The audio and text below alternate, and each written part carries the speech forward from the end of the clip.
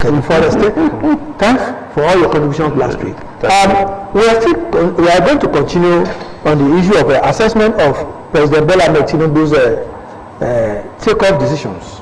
Last week, we were looking at so many issues.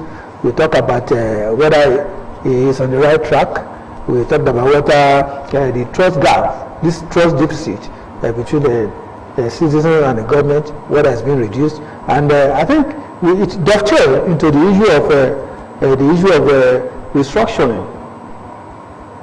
And can you quickly round up on the issue of restructuring? Yes, restructuring, I stand with it. It is necessary. It's one pivotal tool that will take Nigeria to the so much expected Eldorado. But the problem, the issue, the difference in the restructuring as it is being viewed or defined right now is where the problem, a lot of people have different ideas. To me, we don't have to call any group of Nigerians, house them, keep them under a roof, pay them certain money, even if it is 1 naira, for some period and ask them to write report until we do restructuring. No, and I'm sure the current president would not do that. I'm sure. How do we restructure? We have a grand norm, which is meant to be our engine. That's the Constitution. So all we need to do is to remove, pick, add the ones that are still, the ones that are not giving us results, and replace them, just like the president has started, and we move forward. For instance, the bills signed so far, eventually we get to fiscal restructuring, autonomy for states. Let's separate, clarify the powers of at the federal level, that of the state, and that of the local government. Constitutionally, today, there is no defined role, definition of who takes charge, who controls the local government. So that's why it is at the whims and caprices of the governor. So let's have those ones so that each institution can function and function well. That's my idea of it. But the new law for local government autonomy is such that they now have financial autonomy. That's financial. That's right. Let's look at this. How did they get there? There's issues on the electoral commission. How, who, and all those ones. Even the qualifications to contest in the local government. Do we have local government courts? The magistrate court that are supposed to be are controlled by the state. Do we have local government police? All those ones are issues. The local government should be an administration of law. It should be county administration. There should be local government prisons. That's my idea. That's what we are looking at as what restructuring is. Let us build there, but that's where development can come from in all strata. We have a lot of people. Like someone like me, I tried myself as a village boy. I prefer to work in my local government here than come to disturb myself in coming to the state capital. And you have people that say Abuja Luwa, because that's where the power and everything resides. So we have a lot of us who will not bother to come to the state capital, to stay in our villages where we are, which is very comfortable for us to do everything. You can always restructuring. Thank you very much. The issue of restructuring is so extensive. It is. What's your own take? I do not want to trust the institutions and expect any government to do something right without having him to work within institutions. We've just celebrated the fact that the trust deficit is being reduced gradually. It hasn't been removed. But this is not to say that we have to put it into the hands of Tinubu and say, okay, come on, you just run it well. The Constitution is just good enough. It is the operators of the Constitution that have challenges. We need to rewrite some portions of the Constitution. Like Ayo said, I'm excited that some of these decisions have been made already, like the liberalization of the generation and distribution of energy. That to me is very good. So we can move gradually to state police, to local government police. We can move gradually to the states, having semi-autonomy to the point that they will be able to take major decisions of their own and without recourse to the national. And if we want to really crack it, then we can go into regionalization again and have a regional government and have a weak presidential government. I know. That means we have to change, if we want to be radical. Because the presidential form of government to me is pretty expensive. That's my opinion. It is pretty expensive. If we have the regionalization back, we're going to see fast development, greater than we have ever seen. Now, in America, where they have true federation, near true federation, you still see the challenges between the federal government and the state. And there are people who are calling for secession, even in the US as of today. There are red states and there are blue states. You cannot but have that, even in a true federation. But when you have regionalization, you are talking about only 6 regions. And that's easier to manage, my opinion. I know this is going to be radical. And I am not expecting Tinubu to do that within 8 years. But if we have the will to do it, we can do it. Well, thank you so much. Contemporarily, how do you see Nigeria in the eyes of the world? Oh, interesting. That's what the world want to see. Nigeria is an apple. We are a bride naturally created for the world. There's no country in the world who wants to be the enemy of Nigeria. Why do you say so? The opportunities for economic growth, trade, investment, partnership is here. 200 million population. I mean, no country with that, with vast natural resources. No country.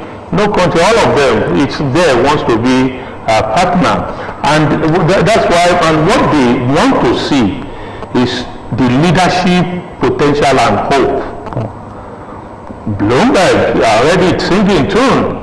If you check what they were saying before the election and what they are saying now, that's why Transparency International are involved and interested in the killings and security in Nigeria. You understand? So I think all the current administration just need to do is to let the investment opportunities and confidence be there. I'm sure the current president is a master proponent of public-private partnership. So he knows what that means. In all sectors, food and drink, beverages, to manufacturing, real estate, let them come in. Let them come in and partner with Nigeria, provided, that's what we're saying, we set our rules.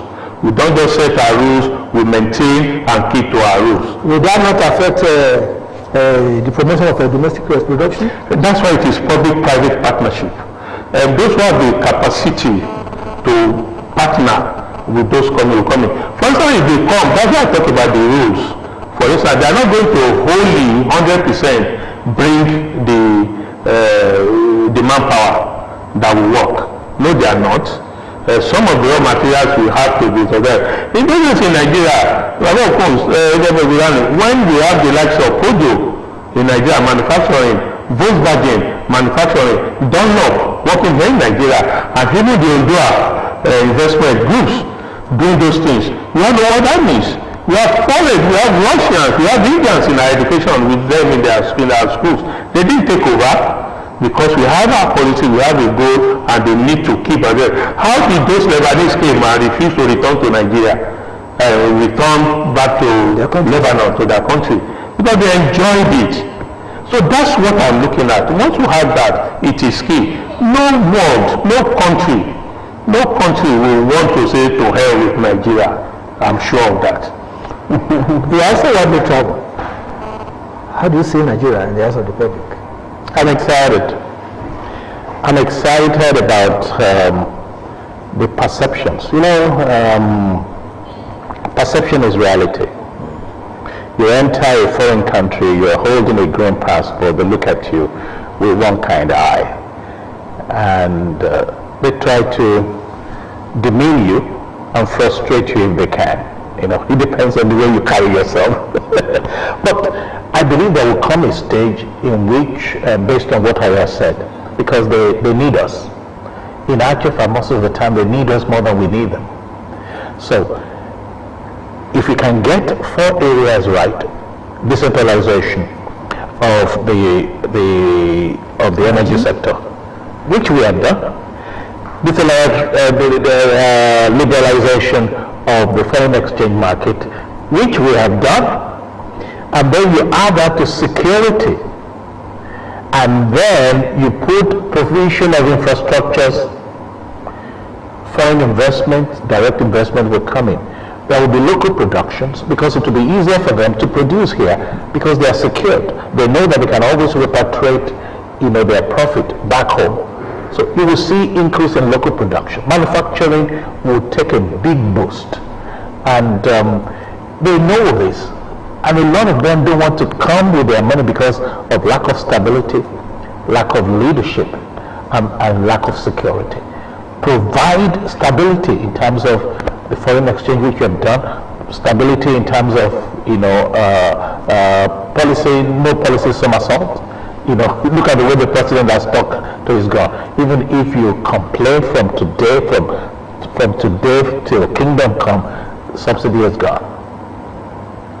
No policy somersault. We're not going to go back to allocation of forex in this country again. If we can keep that stability, wow, that will be direct investment. Let me quickly add this. Okay. The World Committee are just disappointed in Nigeria. That's the problem we have. That this is a country that has the potentials.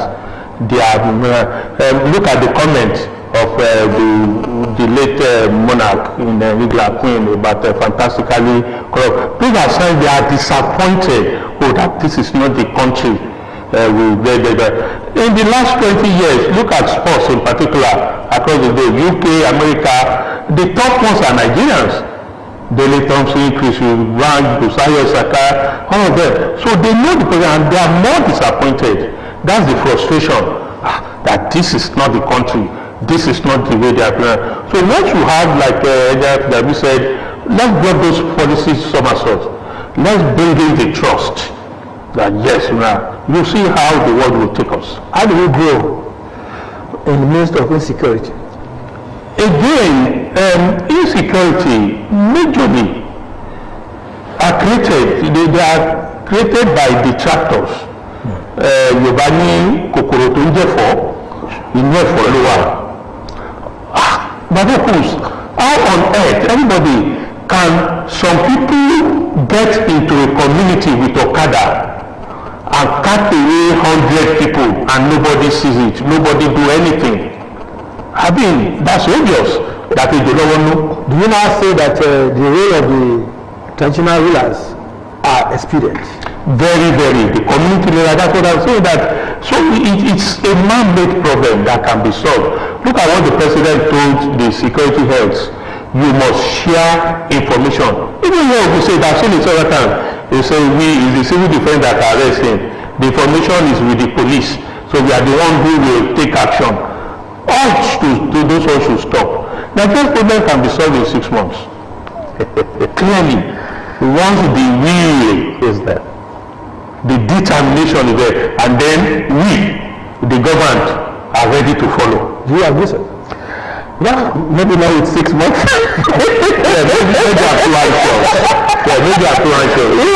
But seriously, that's what leadership is all about. It's about solving problems. And so we will not be astounded by the challenges we have. Okay. In actual fact, with every challenge comes an opportunity for us to showcase what we have on the inside of us.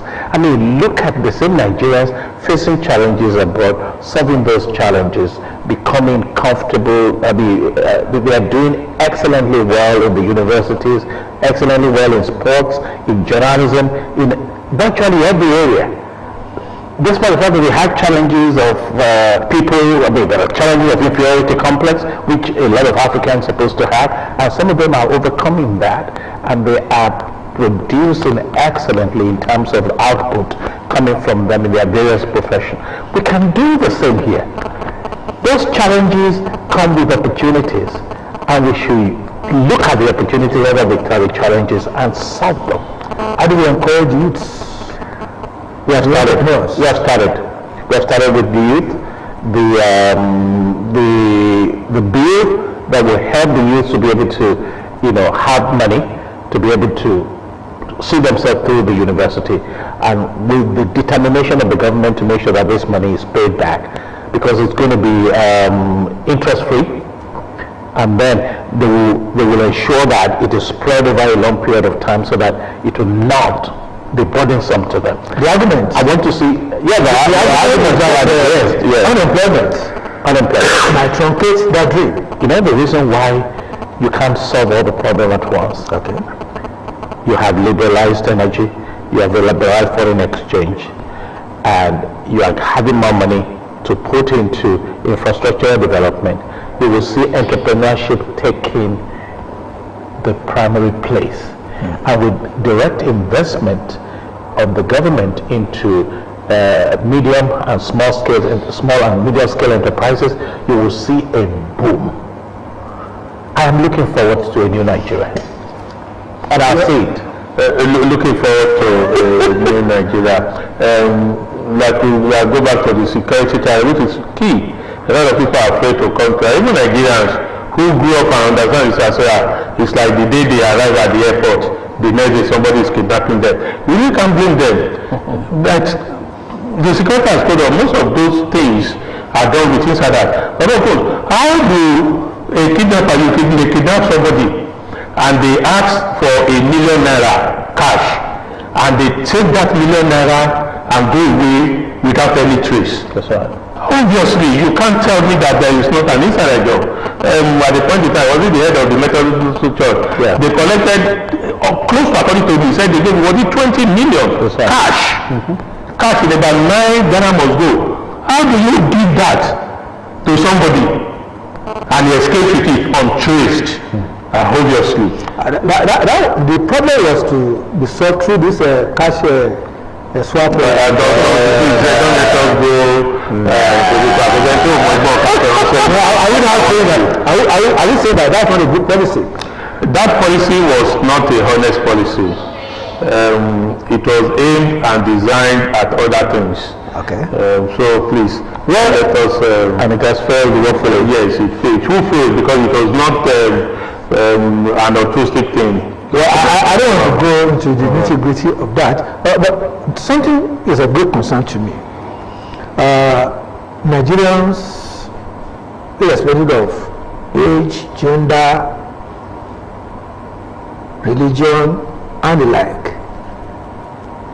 they have the attitude to take things for granted, to act in a way that it breaches the law. And the government too has allowed so much impunity in the nation.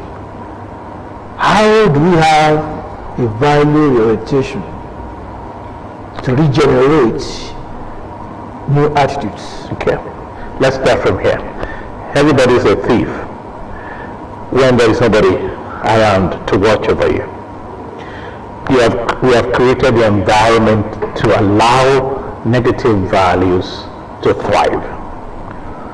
When you see the bastardization of the values by the leadership, and you see a guy who was a mechanic, and just because he became a councillor, he built 10 houses within 4-year term, you say to yourself, no, I have to look for money. I've got to be rich. When within your family setting, age is no longer what we respect. It is the person that has money. And then you tell yourself, I've got to have money. Now, it is the environment that is perverted that is making a lot of these issues to come to the fore. I am of the opinion that if we have right leadership, and everybody has opportunity to be the best that it can be. They call it the American dream in the US. They know you will suffer. They know you will pass through a process. You will need to go to school. You will need to earn, you will need to learn the rope. And ultimately, you would benefit from the American dream. We need to bring that to our nation in such a way that irrespective of where you are from, your social, your economic background, you can, there is a path to growth, to development, to be the best you can be. And the government will help you the best way it can to get there. You will not be bought over by a politician who wants to give you 5,000 naira. You will be concerned about the future of your children. And you say, no, I'm not taking your money. I'm not voting for you because the last time I voted for you, you didn't keep your promise. So value orientation has to come with leadership. It has, and then opportunity access to infrastructures that will help you to think through idea and then to be able to execute those ideas. Once you can have power in your hand, when the government can put power in your hand, you'll see a lot of these values, bastardized values, will vanish into thin air. And then the small number of people that have still decided to be morally bankrupt, we will know how to deal with them, and we will use them as an example. Thank you very much. This issue of value orientation takes me to the area of accountability in the public sector and also in the private sector. Do you see a new shift? Well, what we are reshaping Nigeria is a fresh journey, and that needs everybody to go along. Excuse me. Needs to go along with it. How and do we get that on? We need to get that on. We are talking about trust. Once we have Nigerians trust their government, every government says it. Of course, government also need Nigerians to. The government also need to do something to ensure that Nigerians trust them. For instance, we talk about value, individual value, conservative values. It's easy for people who have done the wrong thing to say, "Aye, Shirwe." Show the Koloma Koko Shirwe. That becomes a consoling state position for bad things. If government comes out today and say we are going to give job to 1,000 people, what people will say, oh, the job that has already been given. I'm not going to get from the job because I don't know somebody. Even if government meant so. So it has gotten so deep. It has gotten so deep that I'm not expecting a miracle. And again, like my brother Ibrahim said, we should not leave it to those who have formal official positions to do. And the then government themselves must begin to let us see, feel those trust that we will do what we have said we will do, and we meant what we have said we will do. That's Thank you very much. I want to say that we've been having great submissions here. I want you to look at the other side, the citizens. What's your advice for the citizens? I realize, right? Yeah. I want them to do two things. Be patient, but I also want them to hold the government accountable for every promise the government has made. Now, patience will require for them to play their role while expecting the government to play its own role. All right, so be patient for each other. You do your part. You train yourself, retrain yourself where necessary. Build up your capacities. Take care of your neighbor. Take care of yourself. Protect the environment in which you live. And when your public officers are not doing what they are supposed to do, speak out. In a sentence, your advice. Well, we should be involved. We don't have to hold any position. Whatever opportunity that we are given, let us ensure that we do it conscientiously and be satisfied with what we have done. We should all be involved, be conscientious, be accountable, and be open. Not only the citizens, we are also asking government officials, we are asking institutions to play their role very well. Individuals may not be stronger than the institutions. And it's on that note that I want to thank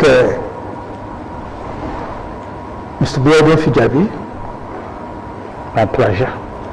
A great speaker of note, an educationist, an engineer who is also an embodiment of public relations.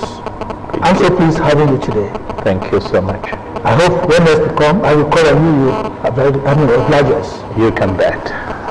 Dele, you've been a great partner. Thank you. Thank you so much for your contributions. Thank you. And the viewers, it's been wonderful having these great minds here today. I hope you have one or two things to tap from them. Before looking. Until next week, I'm Akin Okudero, your uncle. Bye.